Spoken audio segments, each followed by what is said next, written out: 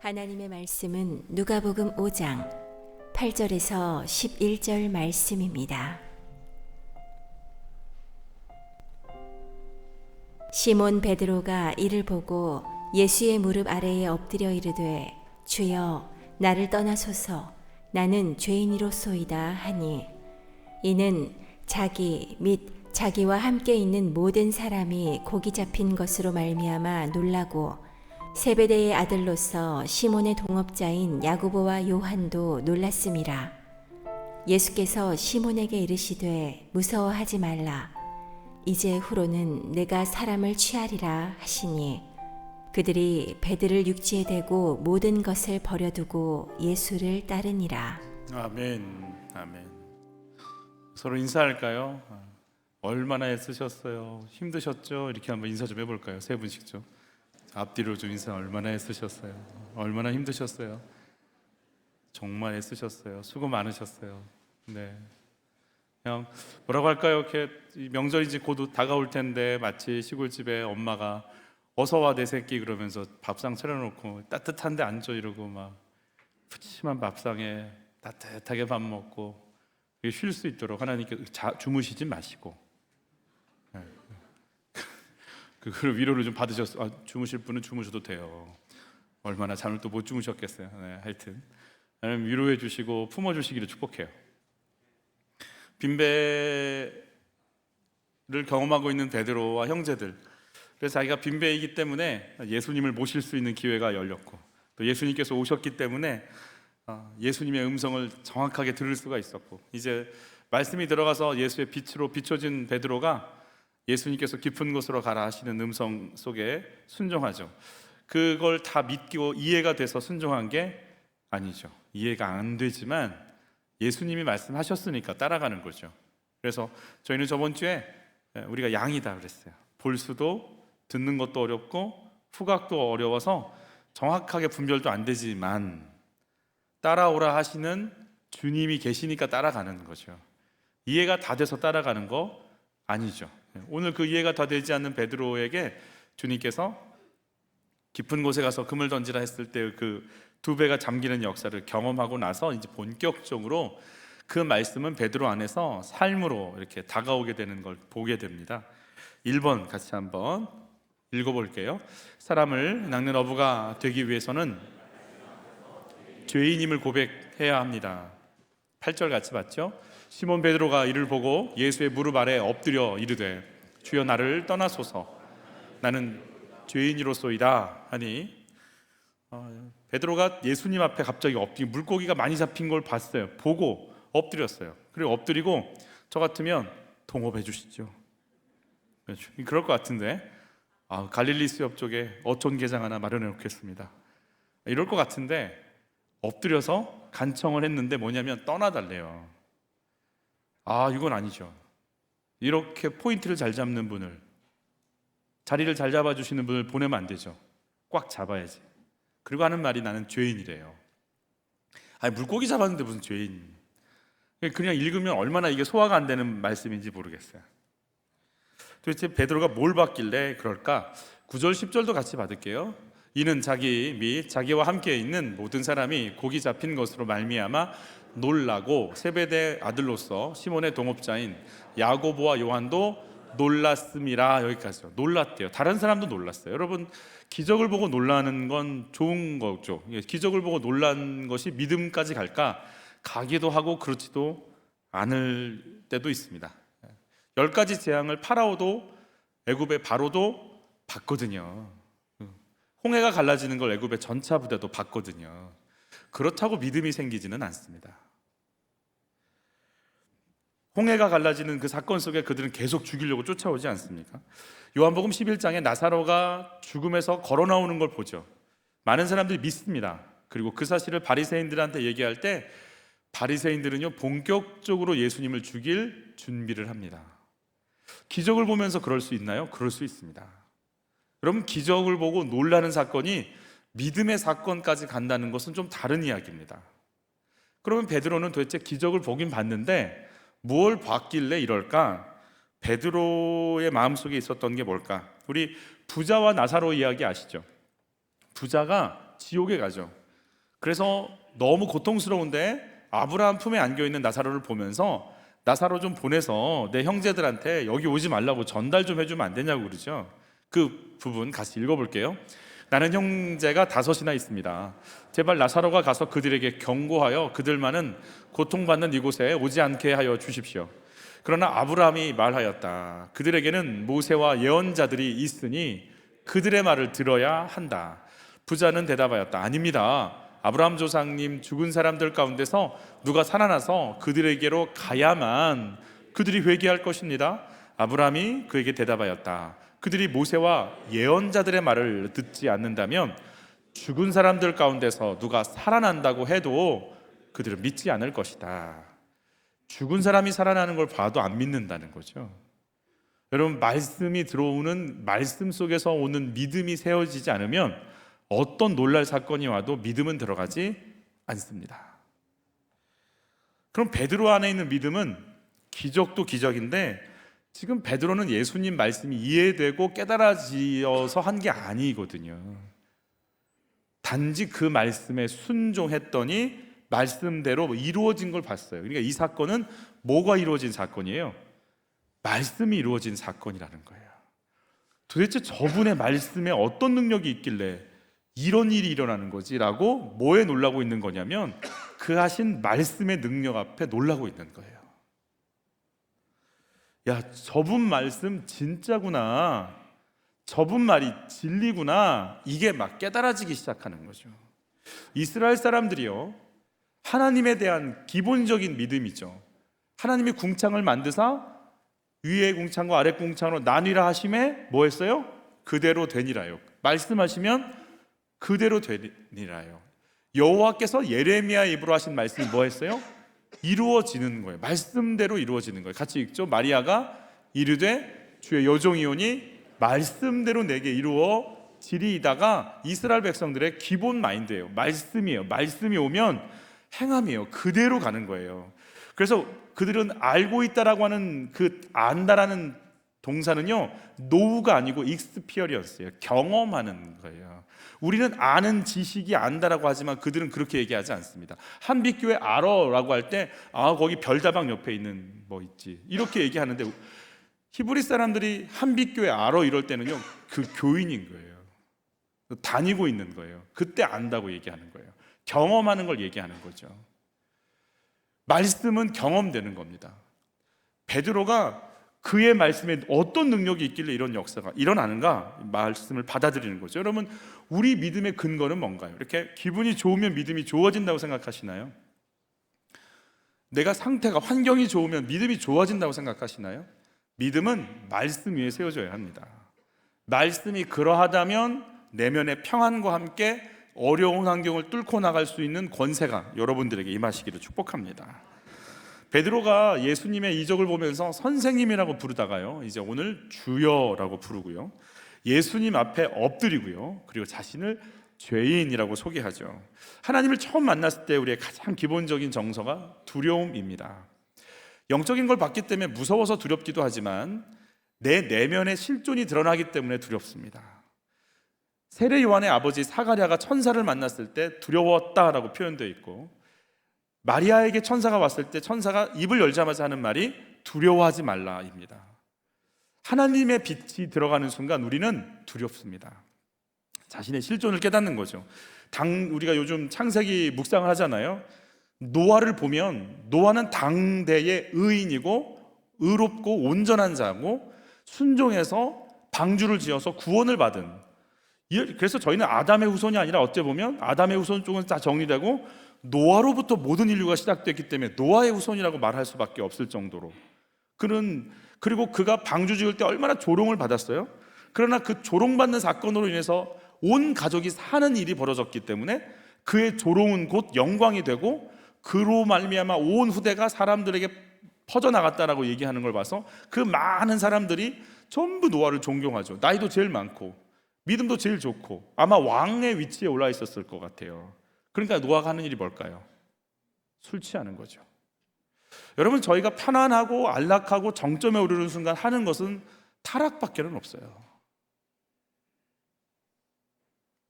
그가 술을 먹고 옷을 벗었다는 건 더워서 옷 벗은 게 아니에요. 정욕을 탐했다는 얘기를 그렇게 표현하는 거지. 육신의 정욕에 넘어지는 거죠. 아들은 또 어때요? 아버지의 치부를 뭐 하죠? 드러내죠. 일부러 고하고 다니고 일부러 드러내서 상처 주고 떠벌리고 다니는 사람이 도대체 하면 또 어떤 상처가 있길래 아버지를 향해서 이렇게 할까요?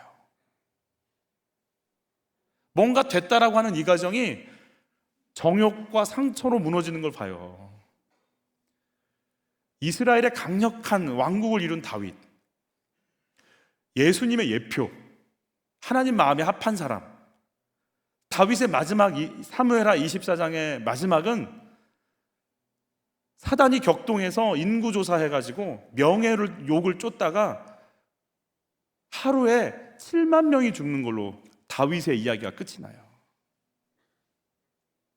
최고의 왕, 누구도 건드릴 수 없는 정권 이양도 이제 솔로몬에게 이제 하려고 다 준비되어 누구도 건드릴 수 있는 근처의 모든 나라가 조공을 주는 나라가 된 이스라엘, 최고 정점에 있을 때 그가 하는 일은 명예욕이에요. 그러면 노아의 정욕과 다윗의 명예욕이 다른 데 있었나요? 늘 있었죠. 늘 있는데 형편이 안 돼서 안 나타난 거죠. 늘 우리 안에 음란이 있고 명예욕이 있고 혈기가 있는데 드러날 만한 상황이 안 돼서 안 드러난 거죠. 우리 안에 늘 있죠. 가인에게 죄가 너를 다스리려고 그래. 죄가 지금 엎드려서 너를 원해. 너는 죄를 빨리 다스려. 늘 있는 말이에요. 가인만 그렇지 않아요. 우리도 마찬가지예요. 집 문 열고 나가는 순간 죄가 우리를 쓰려고 그러죠. 바벨탑을 지을 때 인류의 언어와 말이 하나였어요. 그래서 그들이 한 흐름 하나가 됐어요. 여러분, 그 어마어마한 사람들이 한 뜻 한 마음 품는다는 게 얼마나 대단합니까? 요세푸스에 의하면 그 바벨탑을 지은 사람은 니무롯, 세상의 첫 용사, 사냥꾼, 용감한 사냥꾼이라고 불려지는 최고의 리더십과 하나된 공동체, 강력한 나라죠. 그 나라가 하는 일이 뭐예요? 바벨탑 짓는 거예요. 바벨탑을 지어서 뭐 하게요? 흩어지지 말자, 하늘 꼭대기까지 닿자, 우리 이름을 내자, 하나님 이름 말고. 명예욕은 죽는 날까지 싸워야 돼요. 특별히 인정받고 존중받는 순간 우리의 명예욕은 하늘 보좌에 올라가 있어요. 다른 게 있었나요? 늘 있어요, 우리 안에. 우리가 돈이 없어서 지금 우리가 그 죄를 안 지르는 거죠. 옆에 분과 인사하시죠. 다행이다, 그지? 시작. 여러분이 지금 뭐 통장에 한 조촐하게 한 100억 이렇게 있고 현금에 한 뭐 2천만 원 정도 이렇게 있고 차가 한 10대 정도 서 있으면 뭐 하시겠어요? 뭐 하시겠냐고요? 뭐 하실 거냐고요? 영국의 로또에 당첨된 가정이 이혼을 안 한 가정이 없대잖아요. 돈이 있는데 왜 살아요? 왜 아멘이 나올 뻔했어요? 큰일 날 뻔했어요.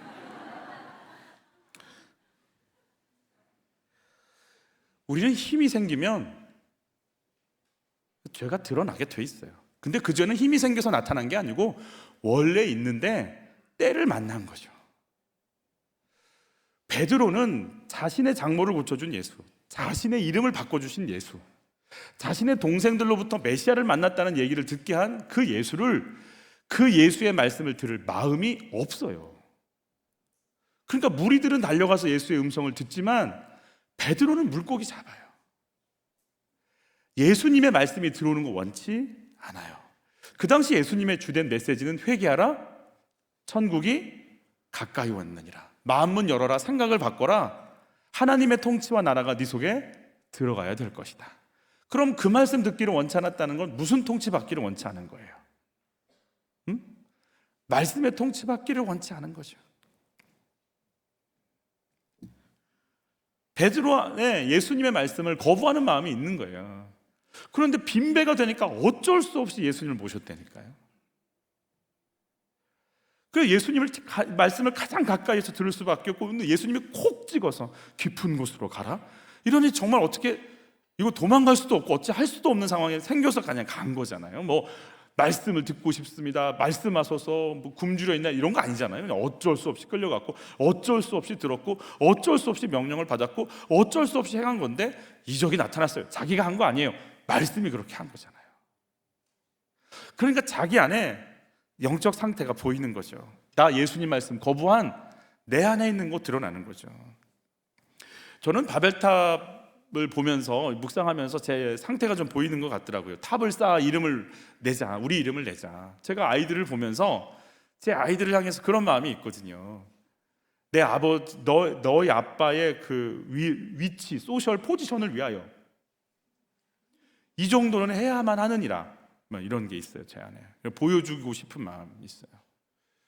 정말 제가 우리 아이들의 영혼을 원할까? 정말 이 아이들의 영혼이 하나님 만나는 걸 소원할까? 그래서 이 아이들이 영적으로 서지 못하는 걸 가지고 내가 애통해야 할까?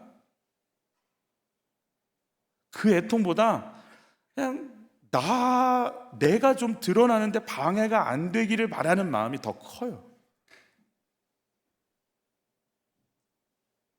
딱 내 이름을 내자의 바벨탑이 저예요.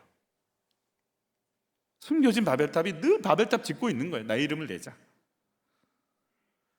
영적인 삶을 살지 않아도 이름을 낼 수 있으면 바벨탑 짓자. 이게 저예요. 제 속에 늘 쌓아놓고 있는 바벨탑인 거예요. 그래서 여러분, 성경 공부는 공부해야 되지만 성경은 공부로 끝나면 많이 위험해져요. 말씀은 나를 비춰야 됩니다.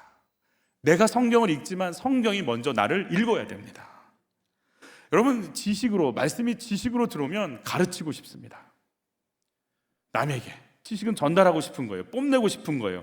드러내고 싶은 거예요. 그런데 말씀이 나에게 비춰지잖아요. 내 속에 오잖아요. 그러면 누굴 고치고 싶냐면 나를 고치고 싶습니다. 내가 부패한 내 모습이 보입니다. 혈기와 오만으로 바벨탑을 쌓고 정신없어하는 내 모습이 보입니다. 그래서 바벨탑에서 내가 내려와야 되겠고 내려올 사람은 나라는 게 보입니다. 나를 변화시키고 싶은 마음이 올라오는 거죠. 내가 목자면 가르치려고 합니다, 사람들을. 그런데 내가 양이면, 예수님 따라가지 않으면 안 되는 양이면 예수님 발걸음 놓칠세라, 예수님 음성 놓칠세라. 내가 가고 있는 이 길이 맞나 궁금해서 계속 주님과 나와의 관계를 살펴볼 수밖에 없습니다. 훈계가 아닌 나를 바꾸고 싶은 소원들. 여러분, 말씀을 읽는 목적은 어디 있습니까? 말씀을 듣다 보면 남이 보일까요? 아니면 내가 보이시나요? 여러분, 주님이 보이는 은혜, 내 모습이 보이는 은혜가 있기를 예수 이름으로 축복합니다. 같이 읽어볼까요? 사람을 낚는 어부는 주님의 가치관을 받아들이는 자입니다. 10절 말씀 같이 봤죠? 세베대의 아들로서 시몬의 동업자인 야고보와 요한도 놀랐습니다. 예수께서 시몬에게 이르시되 무서워하지 말라, 이제 후로는 내가 사람을 취하리라 하시니, 어부들한테 사람을 취하라, 사람을 낚아라, 이렇게 표현하시는 예수님. 근데 베드로는요, 이 말이 이해가 안 돼요. 이해 안 됩니다. 여러분, 성령님 오셔야 이해되는 말씀이에요. 이해는 안 됩니다. 그러나 베드로 안에 어떤 게 있냐면, 말씀을 통해서 이런 역사를 이루신 분이라면 저 말이 100% 이해는 안 되지만 그것도 행하시겠다, 그 믿음은 있습니다. 그래서 여전히 안 보이지만 저 말씀을 따라야 된다라는 소원이 올라오기 시작하는 거죠. 어떻게 그 말씀을 안 믿을 수 있겠어요? 그 예수님이 하시는 말씀을. 위러브라고 하는 우리 청소년들이 굉장히 좋아하는 찬양 팀이 있습니다. 말씀 사역자 하민하 전도사님의 나눔을 들었는데, 목회하시는 아버지 밑에서 자랐어요. 그래서 초등학교 1학년 때 아빠가 왔다 갔다 하는 걸 보니까, 아빠 어디가? 나 장례식 있어서. 권사님 장례식 가야 돼. 아빠, 장례식이 뭐야? 돌아가시는 거야. 돌아가시는 게 뭐야? 죽는 거야. 죽는 게 뭐야? 초등학교 1학년 아이한테 죽음이 뭔지 궁금해지기 시작했어요. 내가 사라진다는 게 뭐지? 이제 그게 이해가 안 갔어요, 이 아이한테. 그래서 초등학교 1학년 때 일기에 썼대요. 죽음이 뭘까? 궁금한 거예요, 대체. 죽음 뒤엔 뭐가 있나? 호기심이 자꾸 계속되니까 나중에 이게 공포로 오더래요. 내 자아가 사라진다는 게 뭘까? 초등학교 4학년 때 죽음과 내 존재, 죽음 앞에 내 존재가 사라진다는 공포가 오는데요, 이 아이가 비명을 지르기 시작합니다. 방 안을 뛰어다니고, 중학교 때는 그 상태가 더 심해져서 복도에서 뛰어다니고, 죽음의 공포가 올라올 때 막 벽을 치고 소리를 지르고, 어떻게 할 수 없는 거예요. 그런데 이 친구가 말씀을 들은 건 있잖아요. 목사님이시니까 아빠가. 그리고 선교사님으로 또 나가시거든요. 그래서 들은 말씀이 있으니까 하나님께 그렇게 외쳤대요. 하나님, 천국에 대해서 들어봤어요. 복음에 대해서 들어봤어요. 죽음의 답은 당신밖에는 없는데, 당신이 있으면 좋겠는데 안 믿어져요. 내가 당신을 만져본 적도 없고 느껴본 적도 없는 당신이 안 믿겨져요. 계셔 주시면 안 되나요? 나 좀 만나 주시면 안 되나요? 하나님이라는 분에 대해서 알고는 있는데 누려본 적이 없으니까 죽음도 너무 무서운 거예요. 근데 마음속에 전도서 3장을 읽어야겠다는 마음을 막 강렬하게 주시더래요. 그래서 전도서 3장을 읽기 시작했는데 이쯤 18절 이후부터 하나님이 자기를 만나 주시더래요. 같이 읽어보죠. 나는 또 마음속으로 생각하였다.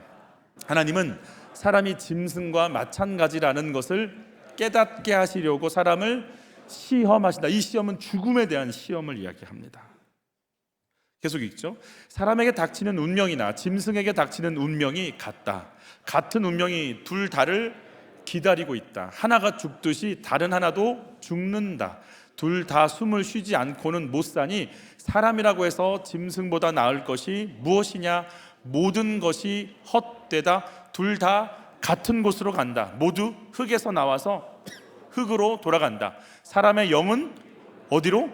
위로 올라가고 짐승의 영은 아래 땅으로 내려간다고 하지만 누가 그것을 알겠는가?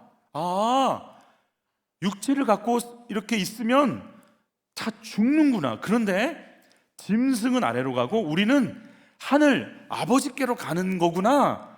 이 말씀이요, 이 함이나 어린아이한 청소년한테 레마로 들어오기 시작한 거예요. 하나님 만나는 거구나. 죽으면 그분에게로 돌아가는 게 죽음인 거구나. 영원히 사는 게 죽음인 거구나.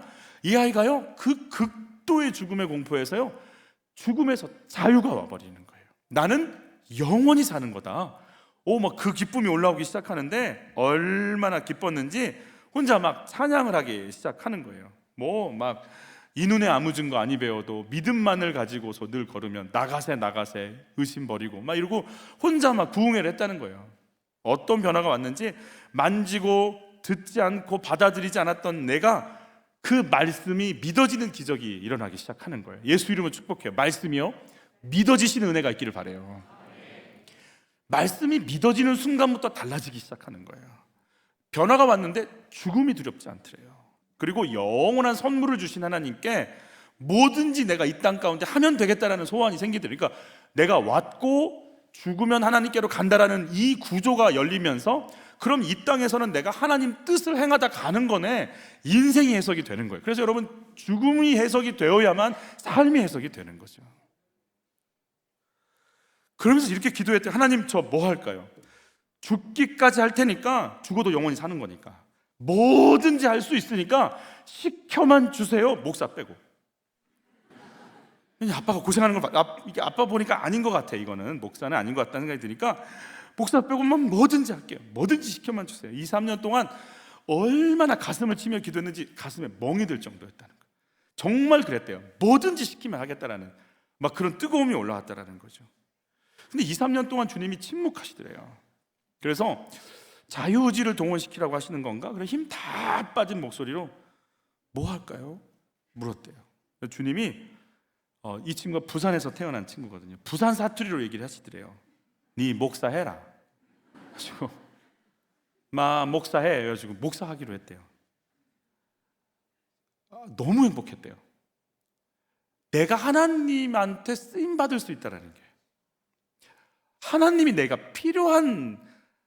하나님한테 내가 필요한 존재구나가 깨달아지니까, 이제 됐어. 내가 누구한테 잘 보이는 게 아니고 나를 보낸 그분이 내가 필요하대. 나 그러면 그분이 이거 할 거야. 그리고 그렇게 하기 힘들었던 신학을 하게 됐다고 얘기해요. 여러분, 베드로가 엎드린다는 건 뭐예요? 순종하겠다는 얘기죠. 내 것 내려놓겠다는 얘기죠. 예배 드릴 때 하는 포즈예요. 엎드리는 것. 뭐든지 듣겠다라는 거예요. 그러자 주님이 말씀하시는 거죠. 여러분, 주님의 관심은 오직 하나예요. 사람이에요.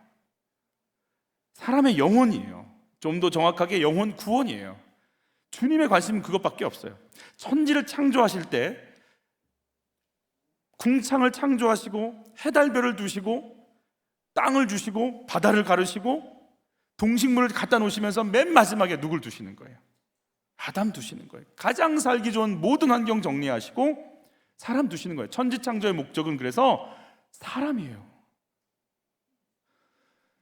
예수님께서 하늘 보좌, 그 영광의 보좌에서 내려와서 손가락질 당하고 침뱉음 당하시고 머리 둘 곳 없고 여자 뱃속에 들어가서 한 점이 돼서 들어갔다가 그 10개월을 견디시다가 나오시는 그 과정들, 그러면서 물과 피를 흘리고 침뱉음 당하는, 모욕당하고, 영광의 왕이 악한 자라고, 십자가에서 죽을 악한 자라고 누명을 쓰는 억울함 속에 들어가시는 이유가 뭐예요? 사람 구원하려고. 예수님의 관심은 그래서 사람에게 있고 영혼에게 있습니다. 근데 놀랍게 마귀의 관심도 사람입니다. 마귀가 예수님의 그 십자가의 역사와 구원의 역사를 어떻게든 막아보려고 예수님 유혹할 때 세상 영광 다 보여주잖아요. 그리고 하는 말이 뭐예요? 마귀가 한 번만 저래 이거 다 줄게 그러잖아요. 세상 영광 마귀도 다 가지고 있지만 오직 싸우는 건 우리 영혼을 빼앗는 거예요. 그래서 마귀도 사람에게 관심이 있어요. 근데 문제는 우리가 거기 관심이 없어요. 우리의 관심은 돈이에요, 명예예요, 즐거움과 쾌락이에요. 딱 바벨탑이에요. 그거 뒤에는 관심이 없어요. 그래서 참 그게 문제가 되는 거죠. 사람을 만나면 우리가 살려내고 회복시키는 게 아니라 우리는요, 뺏고 뜯어내고 이용하고 싶어요. 나를 위해서. 그래서 사람의 영혼을 살리고 싶은 마음이 없어요. 여러분, 하나님을 만나잖아요. 사람을 살리고 싶어 하시는 하나님을 만나는 순간 우리도 사람과의 관계가 그렇게 열립니다. 그분을 사랑하잖아요. 하나님 사랑하잖아요. 그러면 이웃에게 뭐 하냐면 사랑합니다. 여러분, 하나님의 거룩함 속에 들어가잖아요. 경외하잖아요. 사람 존중합니다. 예전에는 돈으로, 외모로 사람 봤거든요. 이제 사람의 영혼을 보기 시작합니다. 우리 옆에 분과 인사하세요. 외모와 상관없이 사랑하겠습니다. 이렇게 시작.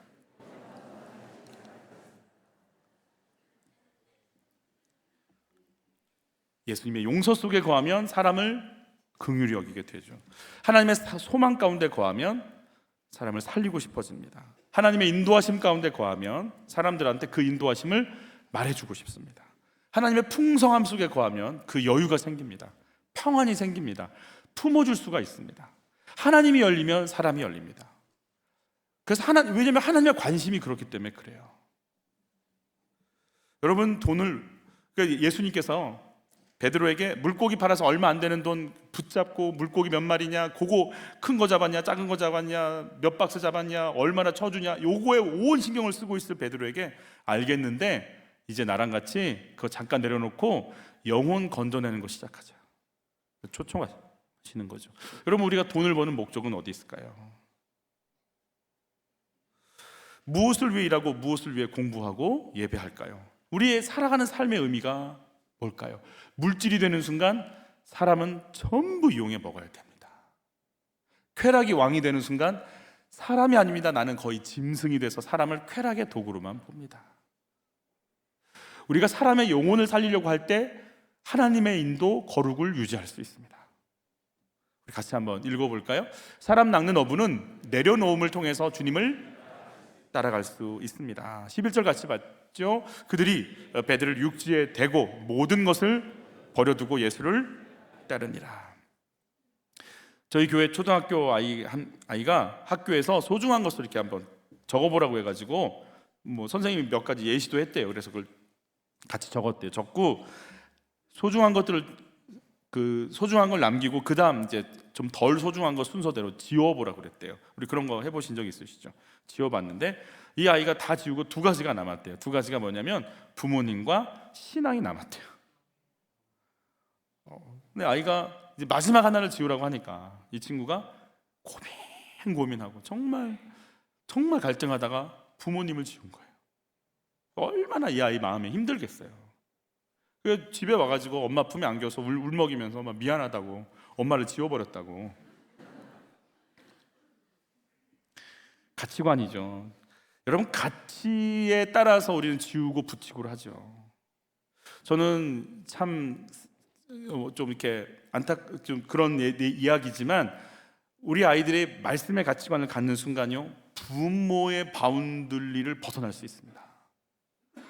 부모가 갖고 있는 수준 벗어날 수 있는 길이 거의 없거든요. 그런데 하나님을 붙잡을 수 있는 순간 부모가 갖고 있는 죄성, 부모가 갖고 있는 그 약함, 부모가 갖고 있는 그 부족함들을 넘어설 수 있는 건 주님 붙잡을 때입니다.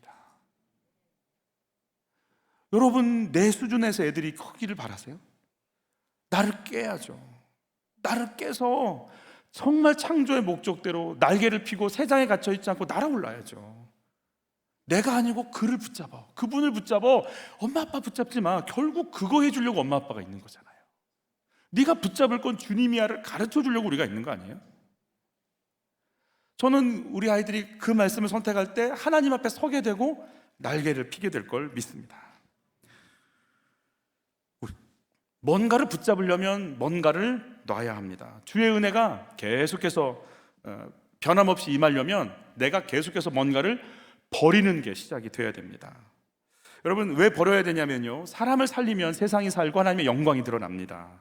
그래서 마귀가 그 길을 못 가게 만듭니다. 그래서 우리가 버리지 못하고 있는 것들을 통해서 마귀는 우리를 붙잡습니다. 게으름, 나태함, 비교의식, 욕망, 혈기, 낭비, 음란, 이런 것들이요, 우리를 붙잡고 하나님에 따라갈 수 있도록 하는 길을 철저하게 잡아당겨서 꼼짝도 못하게 만듭니다.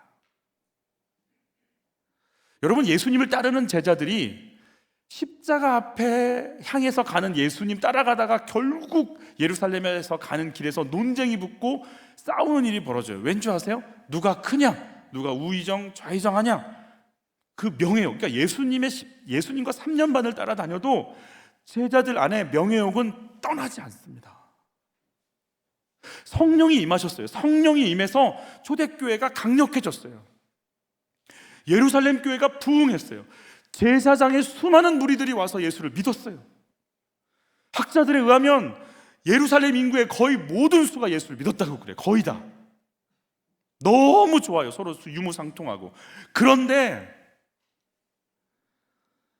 이방인에게 나가지 않아요. 유대 우월주의. 성령이 임하고 충만해도 유대 우월주의를 못 벗으니까 이방인에게 가지 않아요. 그래서 스데반 집사가 죽어나가고, 다메섹으로 도망가면 사울이 가서 잡아 죽이러 쫓아가야 그제서야 우리 거라고 하는 거 벗고 하나님 거 붙잡고 복음 전하는 거예요. 우리가 복음 안에 따라가고 있다고 하지만 끊임없이 버리지 않으면 그 버리지 않는 것들이 우리를 잡아당기기 시작하는 거죠.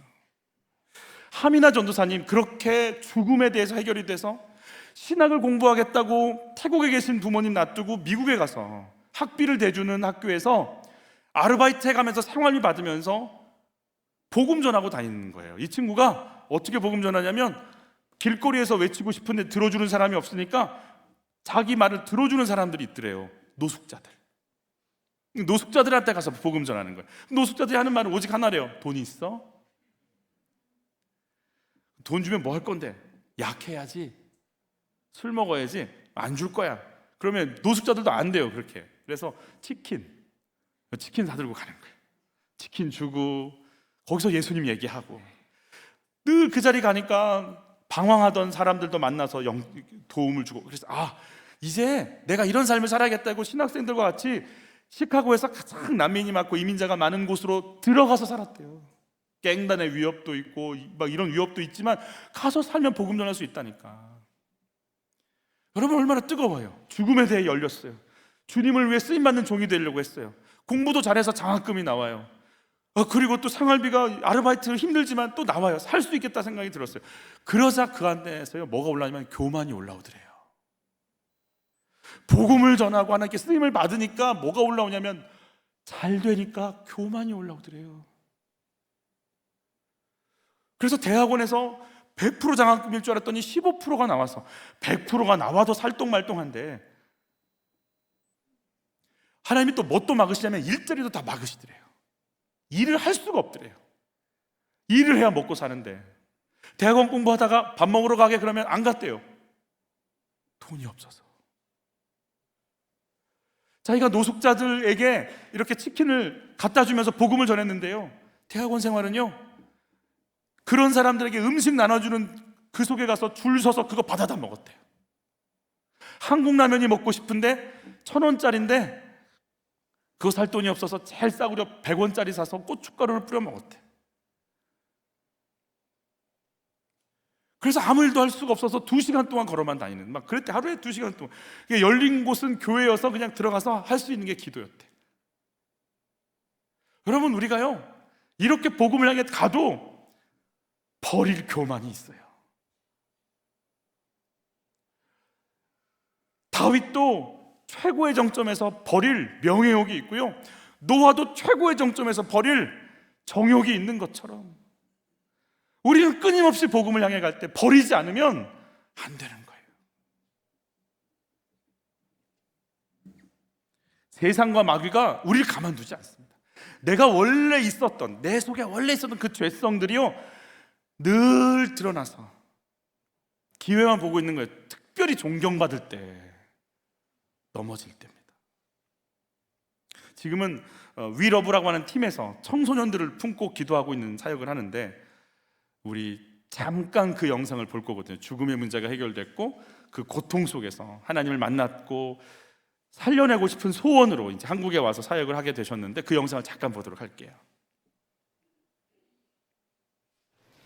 한 자살 방지 캠페인 영상을 봤습니다. 그 영상에서 정신의학과 교수님께 이 질문을 던졌어요. 왜 살아야 하나요? 그 교수님의 대답은 이것이었습니다. 사는 게 특별한 게 아니라고 생각해요. 주어지기 때문에 우리가 사는 거죠. 그 영상의 댓글에는 이렇게 달려 있었어요. 죽는 게 무서워서 사는 거지 앞으로의 삶이 기대되지는 않아요. 그 영상을 보고 너무나 화가 났어요. 그러니까 애들이 죽는 게 당연하지. 지금 내가 지푸라기라도 잡는 심정으로 살아야 하나 죽어야 하나 고민하고 있는 친구가 교수님한테 가서 저 왜 살아야 돼요 하는데 오는 대답이 사는 게 특별한 게 아니라 생각해. 여러분 학교에서 따돌림 당하고 친구들이 너 왜 사니? 그냥 죽어라 그런 소리 들으면서 힘들어하는 친구가 와가지고 눈을 맞추면서 나 왜 살아야 돼 물으면, 나 왜 존재해 물으면 뭐라고 대답하실래요? 여러분 왜 사세요? 우리 왜 존재해요? 만약에 그 아이가 제 눈을 맞춰 보면서 저 왜 살아야 돼요 물으면 저는 이렇게 대답할 것 같습니다. 아이야, 아이폰 알지? 아이폰 누가 만들었어? 스티브 잡스. 아이폰이 왜 존재하는지 알려면 스티브 잡스 아저씨한테 물으면 되겠다, 그지? 그럼 너가 왜 존재하는지 알려면 너를 만드신 분에게 물으면 되겠다. 하나님이 너를 만드셨어. 그런데 하나님은 시간이 있기 전부터, 시간이 존재하고 우주가 존재하고 지구가 존재하고 세상이 존재하기 전부터 계셨어. 그런데 이 하나님의 이름은 아버지였어. 아버지가 아버지 되려면 누가 필요해? 아들이 있어야 되지. 아들이 없으면 아빠가 될 수 없어. 영원 전부터 아버지였다는 뜻은 영원 전부터 아들이 있었다는 뜻이다. 영원 전부터 아버지는 아들에게 자신이 가진 모든 것들을 다 사랑했어. 다 가져라 내 아들아.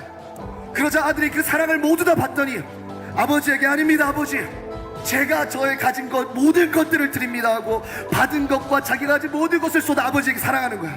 그러니까 아버지가 아니다 아들아 내가 너를 사랑한다 하고 죽어. 아들은 아닙니다 아버지 하고 주다가 이 영원한 사이클이 반복돼서 유명한 신학자는 이것을 거룩한 댄스라고 하는 거예요. 댄스. 그런데 하나님은 무한하신 분이야. 하나님은 무한하셔서 사랑도 무한하셔. 그 무한한 사랑이 나이아가라 폭포처럼 쏟아지는 사랑이 컵에 쏟아진다 생각해봐. 그럼 넘치겠지. 그 무한한 사랑이 넘쳐 흐른 거야. 그러니까 아들이 아버지에게 물었어. 아버지, 우리의 무한한 사랑이 넘쳐 흐릅니다. 어떡할까요? 아버지가 대답했어. 우리가 세상을 만들자. 세상을 만들어서 이 넘쳐 흐르는 우리의 무한한 사랑으로 저들을 사랑하자. 왜 코뿔소가 존재하냐고?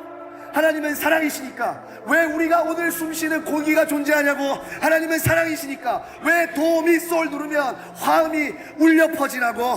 하나님은 사랑이시고. 네가 왜 오늘 존재하는지 내게 묻는다면 나는 너에게 말할 거야. 너는 사랑받기 위해 존재해. 너는 특별한 존재야. 너는 존귀한 존재야. 너는 소중한 존재야. 너는 성공하기 위해 존재하는 게 아니라, 1등하기 위해 존재하는 게 아니라, 누구의 박수를 받기 위해 존재하는 게 아니라, 너의 존재 그대로, 모습 그대로 사랑받기 위해 존재하는 거야. 그게 네가 오늘을 살아가고 내일 또 살아가야 될 이유다. 한 1분 안에 이들의 집회가 1000명이 모여든다는 거예요. 1분 지나면 모여들지 않는데 청년부 아이들이 미친 듯이 달려든다는 거예요. 그가 이렇게 얘기해요. 청소년부 아이들이 오지 않는 게 아니라는 거예요. 그들이 예배할 수 있는 공간, 예배할 수 있는 메시지, 예배할 수 있는 공감대가 형성이 안 돼서 그렇더라는 거예요. 살려내야 된다는 거예요.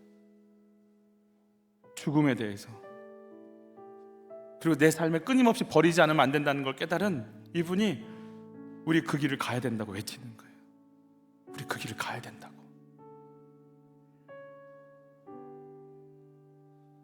다음 세대가 죽었다고 얘기하지만 죽지 않았다는 거예요. 미친다는 거에 예배하고 싶었어. 그 목마름을 갖고 있다는. 얘네들도 알아요. 이게 답이 없는 거 알아요.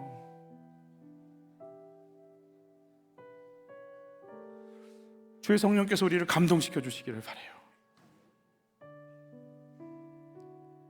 저는 혹시 여기서 이제 이런 질문 드리고 싶은 게, 다 신학해야 되냐? 그건 아니거든요. 하실 분도 계시겠지만, 바울은 천막 텐트 메이커였잖아요. 예수님 만나기 전에도 했고 예수님 만난 후에도 했어요. 그러나 방향이 다르죠. 여기는 나를 위해서 했고 이때는 주님을 위해서 해요. 이때는 예수 믿는 자들을 죽이려고 했고 이때는 예수 믿는 자들을 살려내려고, 교회를 세우려고 해요. 같은 일을 해도 방향성의 문제예요. 내가 왜 하는가? 영혼을 위하는가? 사람을 이용하려고 하는가? 이제 이게 열려야 돼요. 우리 삶 속에 그걸 향해서 일어나라고 베드로야 나 따라와 부르시는 거예요. 저는 주님이 여러분을 부르시기를 축복해요. 그런데 저는 궁금해요. 주님이 여러분들에게 나 따라오렴? 나를 따라오렴? 손짓할 때 과연 몇 분이나 일어날 수 있을까? 그리고 일어나서 가려고 일어났다가 눈치 보고 다시 앉은 분들은 몇 명일까? 그리고 일어나서 멸발죽을 가다가 다시 돌아오는 분은 몇 명일까?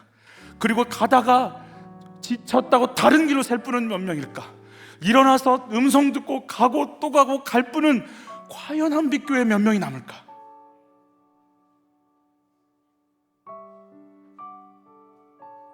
따라와라. 살려내자. 내가 살려낼게. 너를 통해 내가 살려내고 싶어. 발이 필요해. 손이 필요해. 입이 필요해. 나 좀 따라와봐. 2배에 잠기게 될 정도로 넘치고 넘칠 테니까. 우리를 부르시는, 우린 이해 안 돼요. 여전히 이해 안 돼요. 보이지도 않아요. 들리지도 않아요. 냄새도 못 맡지만 그분을 신뢰하니까. 여러분, 우리 갔으면 좋겠어요. 모든 사람이 다 우울증에 걸렸다는 세종시에서 산다는 게 뭔지를 가르쳐 줄 수 있는, 따라와봐, 그분을 만나면 된다고 얘기할 수 있었으면 좋겠어요. 우리 교회가 어떤 사역을 어떻게 감당할지는 몰라요, 저도. 그러나 우리 아이들 단 한 명도 빼앗기지 않기를 원하는 거예요.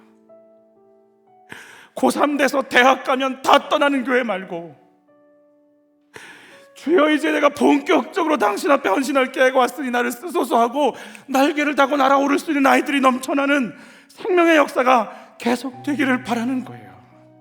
나를 따라와. 아이들 좀 살려내보자. 어르신들 좀 살려내보자. 나를 좀 따라와봐. 불러주시는 그분을 향해서 우리가 갔으면 좋겠어요. 우리 같이 찬양할까요?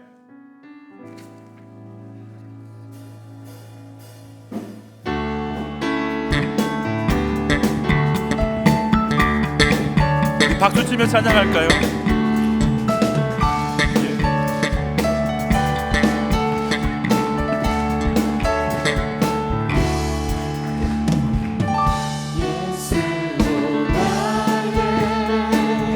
구주 삼고 성령과 피로써 거듭나니 이 세상에서 내 영혼이 하늘의 영광 누리도다. 나의 간증이요, 이것이 나의 찬송일세. 나 사는 동안 끊임없이 구주를 찬송하리로다.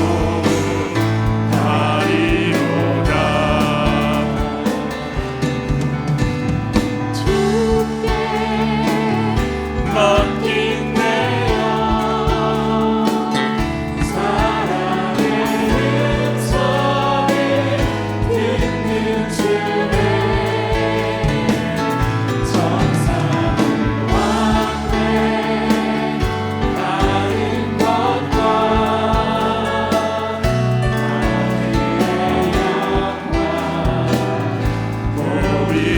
주 안에 기쁨 누림으로, 주 안에 기쁨 누림으로 마음의 풍랑이 잔잔하니, 풍랑이 잔잔하니 세상과 나는 아멘. 간 곳 없고 구속한 주만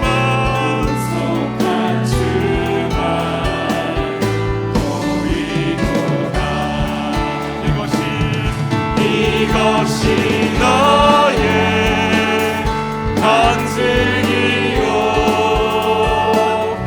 이것이 나의 찬송일세.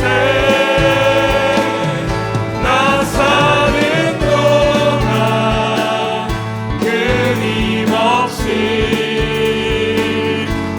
구주를 찬송하리. 이것이 나의 간증이요, 이것이 나의 간증이요, 이것이 나의 찬송일세. 나 사는 동안 끊임없이 구주를 찬송하리로다.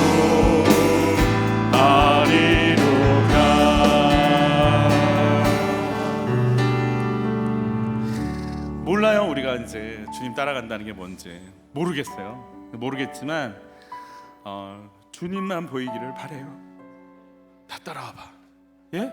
나 따라와보라고. 왜요? 따라오면 알아. 왜요? 살려낼 사람들이 있거든. 집은 어떻게 해요? 이번에 이거 했는데 이거 뭐 알았으니까 좀 따라와봐. 여러분, 주님이 채우실 걸 믿습니다. 염려하지 마. 들의 백합화를 봐. 공중의 새를 봐. 내가 먹여. 하물며 너희일까 봐? 나 따라와. 나 따라와봐. 우주를 창조한 그분이 서서 우리가 지금 거진 30년째 앉아 있잖아요. 중학교 때부터 부르셨잖아요. 따라오라고. 수련회 때 한번 일어났다 앉으셨죠. 따라와봐. 40년째 50년째 따라와봐. 좀 일어나봐. 넌 돌이 돼버렸지? 일어나봐. 다리에 힘 좀 줘봐. 한 발짝 좀 떼봐. 내가 하고 싶은 일이 있어. 우린 몰라요 앞에 어떤 일이 있을지. 그러나 그분 따라가 봤으면 좋겠어요. 네 시댁 살릴 거야. 너희 동생들 내가 살려낼 거야. 너희 아이들 내가 살려낼 거야. 생명이 뭔지 알게 할 거야. 부르시는 주님 앞에 이 무거운 돌덩이가 돼버린 내 다리 좀 일어났으면 좋겠어요. 한 번도 움직여보지 않은 내 다리 좀 움직여봤으면 좋겠어요. 한 번도 써본 적이 없는 내 손 그분 좀 한번 빌려 드려봤으면 좋겠어요. 주여 나를 쓰소서. 당신 부르실 때 나 움직이게 하여 주옵소서. 영혼 살리는 일에 나 좀 다른 것 다 좀 뒤로 한번 해보고 당신께 좀 나를 내어놓을 테니까 나를 쓰소서. 나를 통해 일하여 주옵소서. 주의 말씀 듣게 하여 주옵소서. 주여 한번 외치고 기도로 나갈까요? 주여 나를 따르라. 일어나 보려. 내가 어떤 일을 행할지 내가 너를 통해 일하고 싶어. 일어나봐. 김집사야 일어나봐. 최권사야 좀 일어나봐. 이집사야 좀 일어나봐. 좀 일어나봐. 좀 일어나봐. 좀 일어나봐. 제발 좀 일어나봐. 주저앉아있지 말고 좀 일어나봐. 살려내야 되니까. 살려내야 되니까. 그거 없어도 살아. 그거 없어도 살아. 일어나 좀 봐. 애들이 죽어가잖아. 애들이. 일어나봐. 일어나봐. 나 좀 따라와봐. 내가 길을 열 테니까 좀 따라와봐. 살려내야 될 거 아니야. 살려내야 될 거 아니야. 이것 때문에 내가 세상을 창조했다고. 이것 때문에 내가 십자가 졌다고. 이것 때문에 내가 네 속에 들어와 있다고. 이것 때문에 내가 존재한다고. 탑에 속지 말고 나 좀 따라와봐. 탑에 속지 말고 나 좀 따라와봐. 살려내야지. 살려내야지. 좀 일어나봐. 일어나봐. 제발 좀 끊어봐. 놓고 좀 버리고 나 좀 따라와봐. 좀 따라와봐. 주님 제발 좀 버리게 좀 해주세요. 버리게 좀 해주세요. 일어나게 좀 해주세요. 발 좀 떼게 좀 도와주세요. 주님께 가게 좀 해주세요. 제발 일어나게 좀 도와주세요. 제발 일어나게 좀 도와주세요. 제발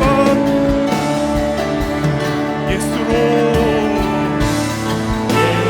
이것이 나의 간증이요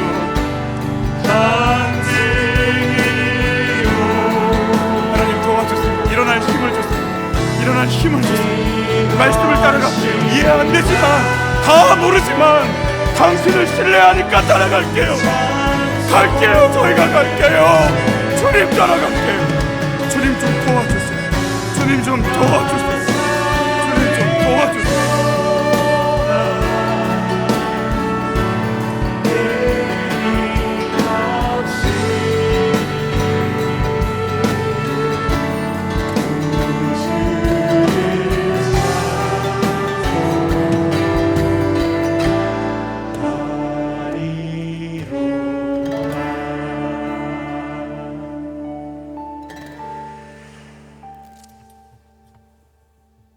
주님 언제 거기 계셨어요? 언제부터 거기 계셨어요? 널 이 땅에 보낼 때부터 있었지. 네가 내 눈 맞출 때까지 기다렸지. 언제쯤 네가 내 말을 들을 수 있나 기다렸지. 하나님, 나 좀 써주세요. 시기 질투 아니라고 교만과 혈기로, 음란으로, 오만으로, 자만으로 꽉 차 있는 내 몸, 내 시간 버리게 좀 해주세요. 나 좀 살려내는 일에 주저앉아서 입으로 이 사람 죽이고 저 사람 죽이는 거 이제 그만 좀 하게 하시고 나 좀 일어나게 좀 해주세요. 나 좀 쓰임받게 좀 해주세요. 내 몸, 내 입술, 내 시간 좀 써주세요. 하나님 기록에 남을 수 있도록 나 부르실 때 한 번도 걸어본 적 없는 그 길 걸어갈게요. 어떤 것이 펼쳐질지 모르는 그 삶 향해, 그 시간 향해 나 나갈게요. 어서 와, 어서 와. 우리 한번 살려내보자. 네가 이후로 사람을 취하리라. 하나님, 나와 만나는 사람들, 예비된 영혼들 만나게 해주세요. 살려내는 인생 되어 쓰임받게 도와주세요.